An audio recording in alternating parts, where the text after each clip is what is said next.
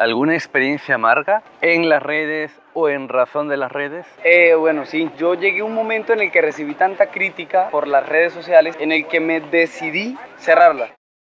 Buenos días, buenas tardes, buenas noches, querido Hans Brother. Un vídeo más de tu pregunta y yo respondo. Desde Colombia, Fray Alejo, el invitado de hoy. Hola hermanos, Dios los bendiga, un gusto, padre, hermano, Hans, Fran, como ustedes lo quieran nombrar. Es un gusto estar aquí compartiendo con ustedes. Vamos a pasarla súper genial, bacano, como decimos allá en Colombia. Bueno, vamos a divertirnos. Yo hace unos años, como te comenté en su momento detrás de cámaras, hice un vídeo con un fraile, que era Fray Sergio Pereira, que a día de hoy pues ya no ha seguido su presencia en redes sociales. Pero bueno, pero está bien, sigue su vida religiosa y todo va bien. Pero aún así, sí que me gustaría, en un lenguaje posterior, o sea, actual, 5 años después, y con tu espontaneidad poder responder a determinadas preguntas que a veces me llegan y que claro, yo puedo decir mi idea, pero me gustaría que lo dijeras tú. Por ejemplo, una pregunta así muy espontánea. ¿Qué es lo primero que te viene a la cabeza cuando escuchas cura? Clérima, trabajo parroquial. Perdón por lo que voy a decir.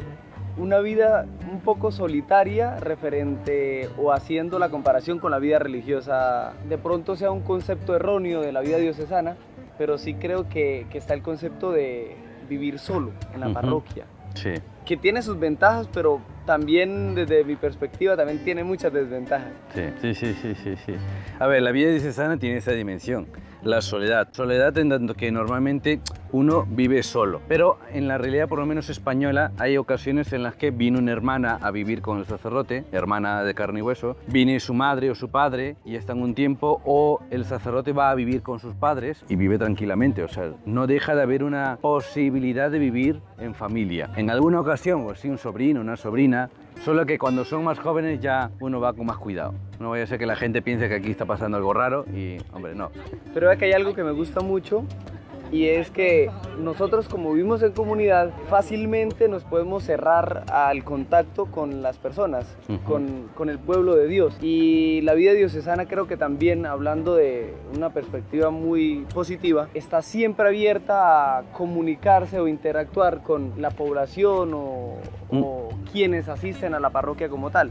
Entonces hay una cercanía aún más concreta con el pueblo de Dios, con la gente que participa de la cotidianidad. Sí, porque digamos, si yo enfermo, yo no tengo ni un familiar en España. Bueno, sí, algunos en Madrid, pero donde yo vivo no hay. Con lo cual, si yo enfermo, ¿a quién pido ayuda? Pues al feligres, al sacristán, a la secretaria, al ministro de la comunión, o sea, pido ayuda de manera concreta a la gente que tengo alrededor. Y eso de alguna manera, pues, los une a ellos, porque es tu sostén humano. En cambio, a mí en su momento, cuando yo conocí la vida religiosa, claro, sí, la vida comunitaria es lo más llamativo. Yo en su momento incluso me llegué a plantear si lo mío era vida religiosa. O sea, mi primer discernimiento vocacional fue con los claretianos. Estuve por entrar a los claretianos, solo que el obispo de mi diócesis, en ese momento Lorenzo León Alvarado, cuando se enteró que yo estaba haciendo discernimiento vocacional con los claretianos, que déjate de cosas, vente al seminario. Suele pasar con muchos obispos. No, señor, vida religiosa no, vete al seminario. Efectivamente, y nada, y entré al seminario por eso, en el seminario diocesano. De alguna manera, hombre, cada uno busca lo mejor, y en ese sentido el obispo quería que yo, siendo de Huacho, pues entrara al seminario de Huacho, no que me fuera a Lima con los claretianos. Y claro, ya en ese momento yo pensaba y valoraba mucho lo de la vida comunitaria, sus pros y sus contras, en tanto que yo he tenido una vida familiar bastante específica. O sea, yo no he vivido con mi familia desde los 12, 13 años, o sea, me independicé. Y quieras o no, el carácter es distinto, en tanto que uno se organiza la vida como cree conveniente. Y eso sí que era un óbice, un impedimento, una dificultad posible para la vida comunitaria. Ya de cura, hablando con mi director espiritual, le dije, ¿no? ¿Usted cree que lo mío hubiese sido vida religiosa? En esos momentos en los que uno tiene un bajón, ¿no? O sea, de ánimo. Yo preguntando y dice, no, hijo mío, no hubiese habido quien te aguante. Es de las cosas más bonitas, pero es el reto, creería, para mí más grande de la vida religiosa, la vida comunitaria. Puede llegar a costar mucho. Otra cosa, me suelen preguntar a mí por el tema de pobreza, castidad y obediencia. O sea, como si fuese algo que tienen que vivir todos los que están en la iglesia. ¿Qué les tendrías que explicar? ¿Cómo hay que entender en verdad pobreza, castidad y obediencia en la vida religiosa? Bueno, lo que nombramos en la vida religiosa como votos evangélicos, algunas comunidades, congregaciones, órdenes religiosas tienen otros votos, como por ejemplo los hermanos jesuitas tienen un voto de obediencia distinto al nuestro porque es una obediencia al Papa, concretamente ya atendiendo el hecho de que pues obviamente como somos católicos somos obedientes al Papa ya por naturaleza. Pero en fin, cuando hablamos de votos evangélicos quiero hacer una aclaración y es que los frailes dominicos solo hacemos un voto. ¿Así de fácil? ¡Sí! Sí. Eso es nueva. Esa es nueva. Nosotros realmente profesamos obediencia ante Dios, ante la Virgen, en mi caso la Virgen de Chiquinquirá allá en Colombia, y ante nuestro sucesor de Santo Domingo, que es el maestro general, se le llama así. En este caso se llama Fray Gerard Timoner, que es un fraile filipino. Nosotros profesamos obediencia.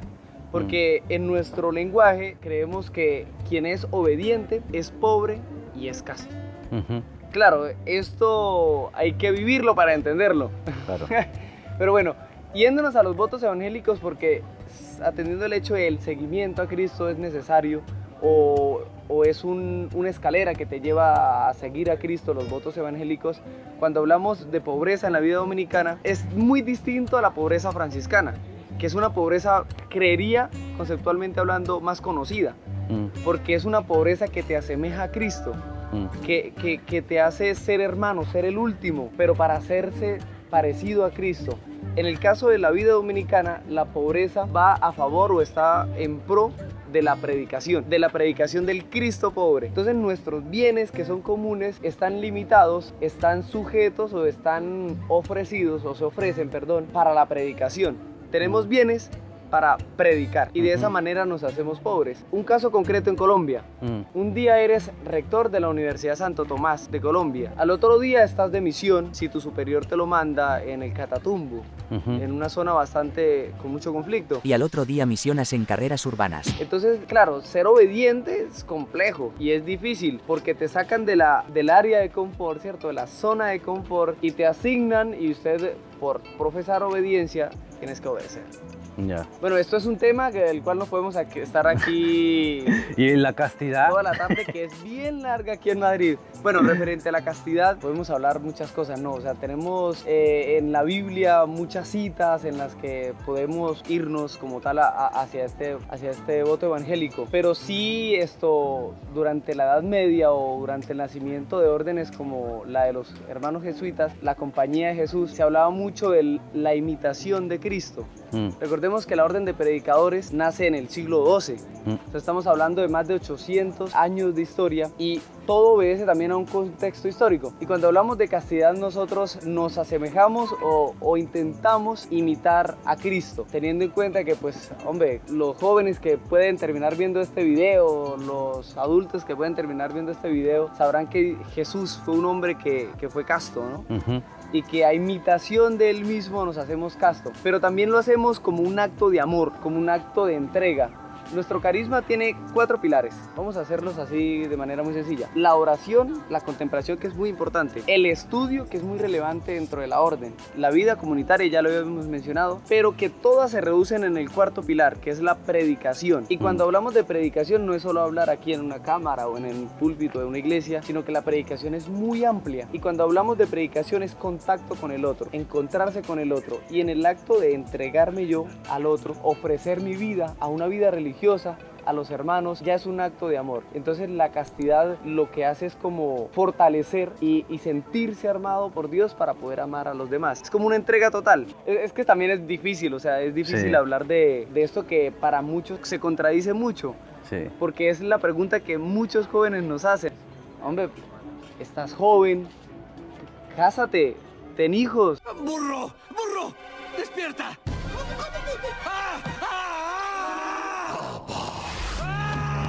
Sé feliz. No, ya ni siquiera cásate o ten hijos, sino Bueno, que dale. Sí.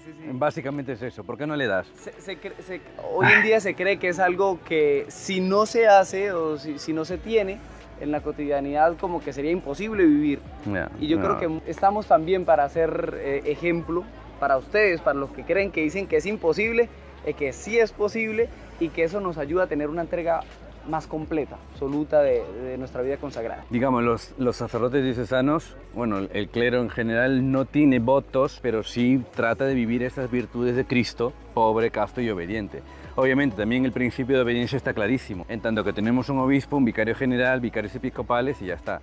Son esos los que mandan. Yo soy vicario parroquial. El párroco no es el que me manda porque es mi compañero. Ahora él es el responsable principal y yo soy su colaborador, pero él no está por encima de mí. Mi verdadera autoridad es el vicario episcopal, el general y el obispo. O sea, la jerarquía está bastante clara. Todo lo demás somos hermanos. Eso es lo que suele costar más, ¿sí? El tema de la obediencia suele costar más que lo otro. Lo otro tampoco.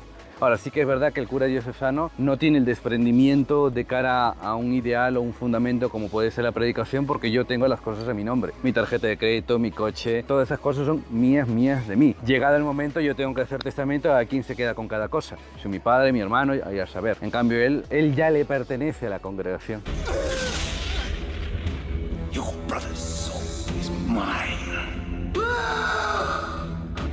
You will be next.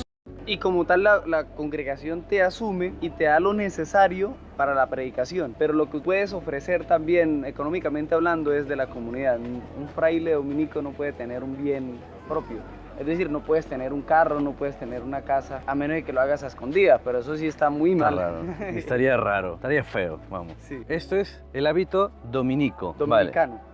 Explícanos cómo es tu hábito, o sea, el por qué cada una de las cosas que llevas. Bueno, tiene 4 partes importantes o prendas importantes. Consiste, en primer lugar, un sayal. Vale. Nuestro hábito es blanco, pero también tiene una parte negra. También utilizamos una capa negra, que en nuestro caso la utilizamos cuando es una solemnidad, cuando hay una fiesta muy solemne, como por ejemplo ayer, que era el día de Santo Domingo, los frailes muy solemnemente estaban con su capa negra. Pero en fin, el sayal y el color blanco representa la pureza que recibimos, o más bien la pureza a la cual queremos llegar, porque teniendo en cuenta que hablando de la castidad es un proceso, ¿no? La castidad no es como, bueno, voy a ser casto hoy y de ahora en adelante voy a... No, es crecimiento de vida. No es como limpiarse los zapatos y ya está. No tiene sentido una castidad así, porque es una castidad que te está obligando a ser casto concretamente. La castidad hay que verla como un crecimiento. El sayal representa eso, la pureza a la que estamos llamados a vivir. Esto también tenemos una profunda cercanía con la Virgen María. Nuestra madre, se dice tradicionalmente que a un fraile que diseñó el hábito que actualmente utilizamos, la Virgen María le entregó el escapulario, que en advocaciones marianas como Nuestra Señora de la Virgen del Carmen lo tiene. Entonces es un signo mariano, es una cercanía completamente a María. Está la capilla con su capucha, que cuando la utilizamos representa oración, contemplación. Como los monjes de clausura. Y que eso es un tema curioso porque nuestro hábito es también una forma de representar la cercanía que tuvo Santo Domingo y o quienes acompañaron la fundación a la vida monástica, atendiendo de que estamos hablando en un momento concreto en el que hay un antes y un después para la iglesia, porque la vida religiosa activa como la de los frailes dominicos y franciscanos, agustinos, nace en una época en la que la iglesia se reducía a obispos, clérigos que estudiaban, no ejercían mucho su predicación, pero también monasterios. Entonces había una cercanía concreta con los monasterios, y nuestro hábito, si ustedes se dan cuenta, es un hábito que, hombre, si estoy caminando y me ven así con esta capucha, ¿qué va a pensar un joven?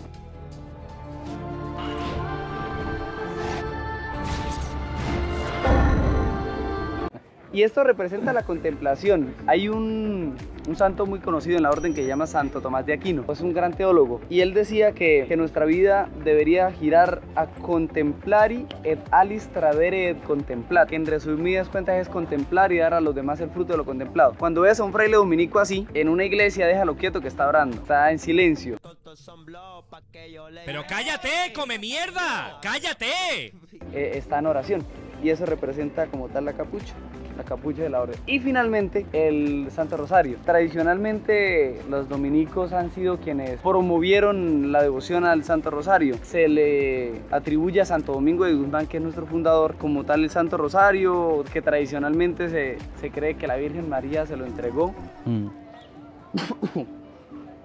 Perdón, alguna mosca.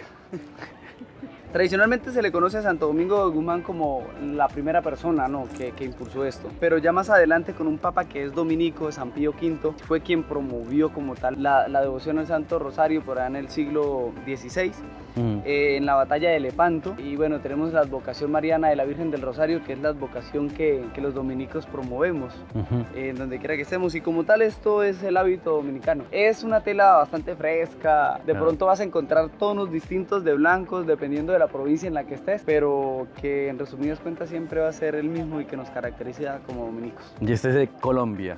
Este es el Colombia. Está un poco arrugado porque estoy de viaje. Te lo digo como me preguntaron a mí en su momento. ¿A santo de qué te has metido en internet? Bueno, es una realidad. Hoy los jóvenes tenemos mucha cercanía con esto de las redes sociales. Para mí ha sido normal siempre tener Facebook, tener Instagram, pero hay un momento concreto y es el nacimiento de TikTok. ¿Sí? O sea, realmente para mí iniciar en redes sociales fue TikTok. Porque en pandemia un hermano llegó y me dijo, oye, ¿ya descargaste esta aplicación que está haciendo como pues tendencia y tal? Y yo, no, déjame ver. Y la descargué y empecé a ver. Y deslizando, como en el quinto video, una monjita haciendo un video, ¿no? Cantando y bailando. Sí.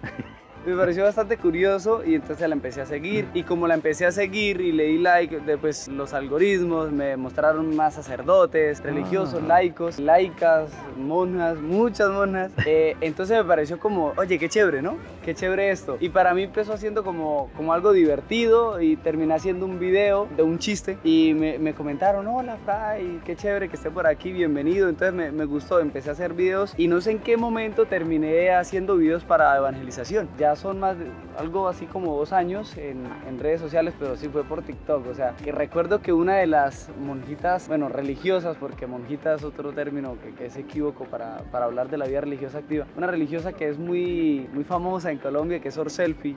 Sor Selfie. Sor Selfie. Ella se llama Sor Marta, pero en las redes sociales está como Sor Selfie. Ella fue esa primera hermana que vi cuando ingresé a TikTok. Pero bueno, ya después de que asumí las redes sociales como evangelización, se me abrieron muchas puertas de predicación en las cuales he intentado perseverar, pero que es un mundo que es muy interesante, muy importante para nuestra iglesia y que creo que la iglesia hoy está asumiendo de manera respetuosa y concreta, porque es algo muy importante para los jóvenes del día de hoy. Hay una población muy grande que se les llama nativos digitales y son personas que a los 5 años ya saben utilizar perfectamente una red social, y a esas personas hay que predicarles, también hay que predicarles a los adultos, porque también los adultos están en redes. Pero es una plataforma súper interesante para hablar, predicar a un Jesús vivo, un Jesús alegre, que es como tal mi objetivo.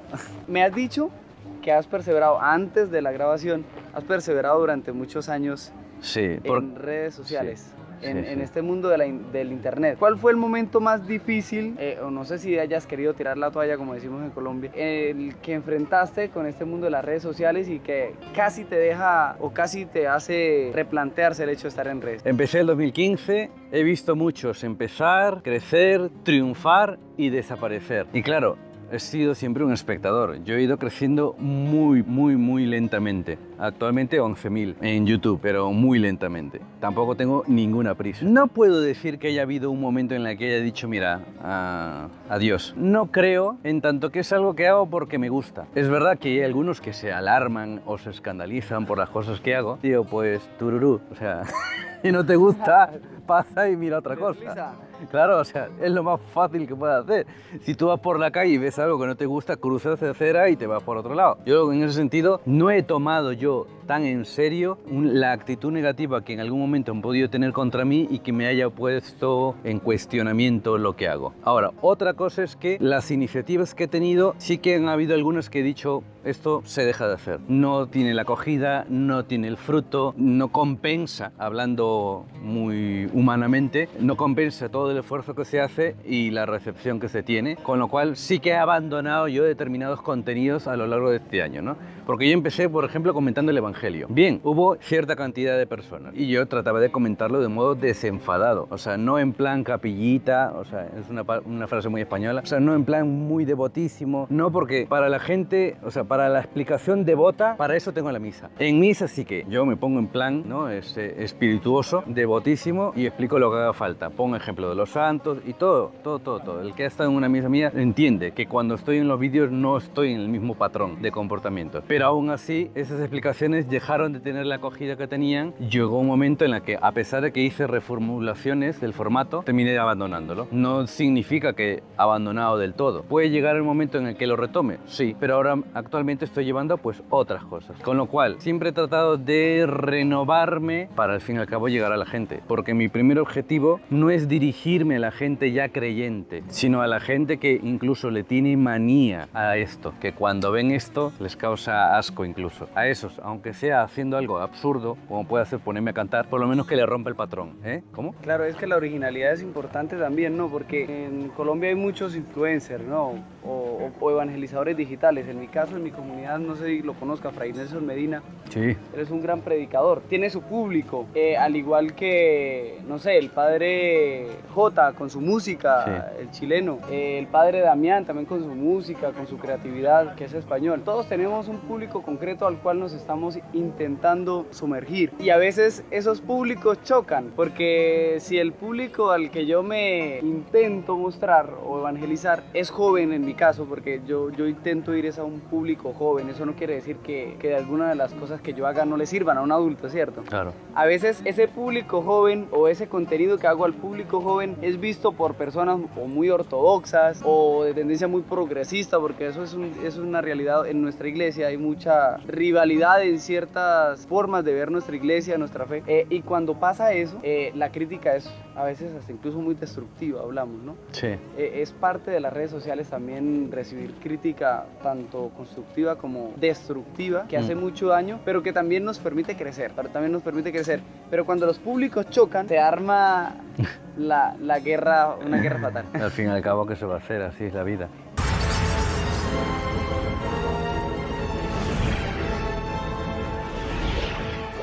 Sí, y hay que seguir. Si nos caemos, nos levantamos y ya está. ¿Alguna experiencia amarga en las redes o en razón de las redes?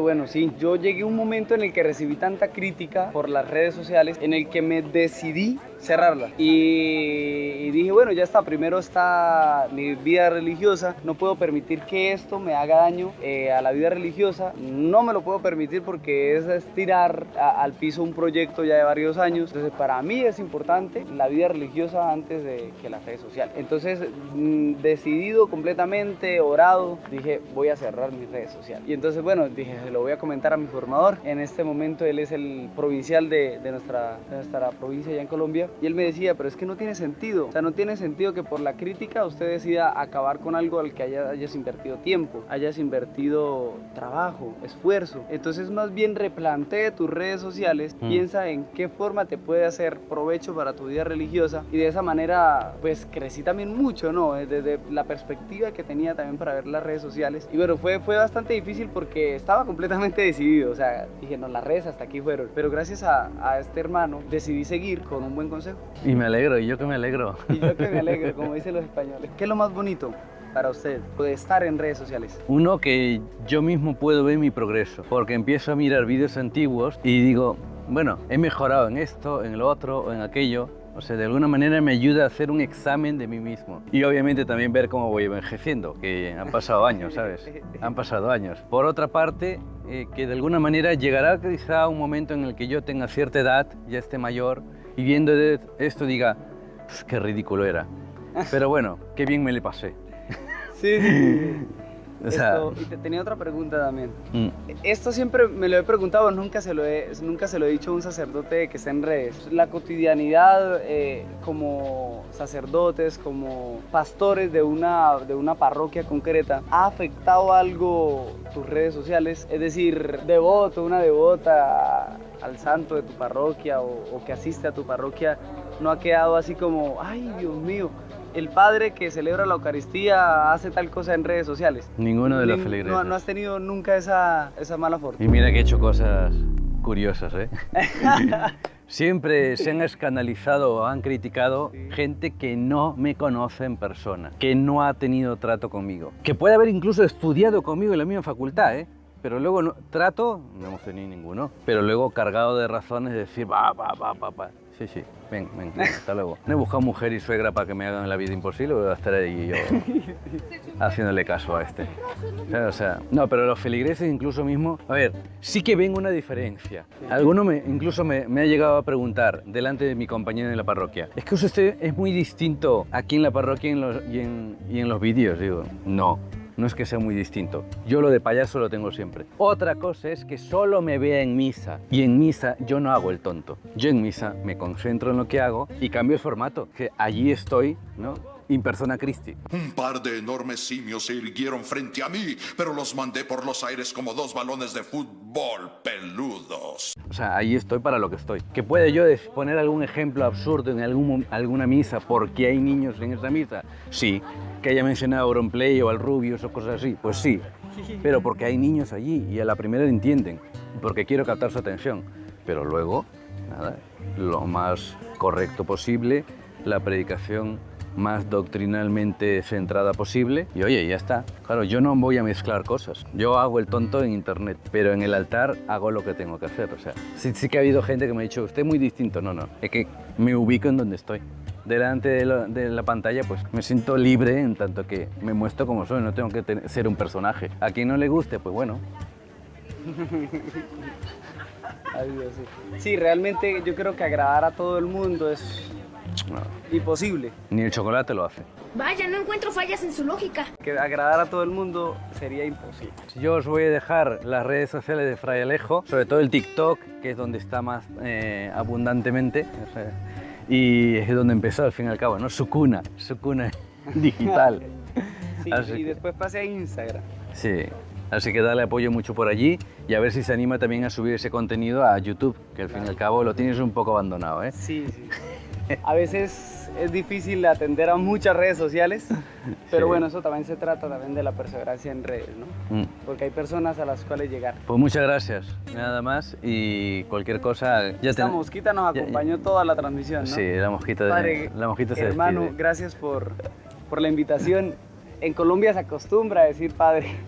Gracias por la invitación, ha sido muy chévere estar aquí con ustedes. Espero les haya gustado y bueno, nos vemos por mis redes sociales y por las redes sociales del hermano. Hasta luego. Adiós.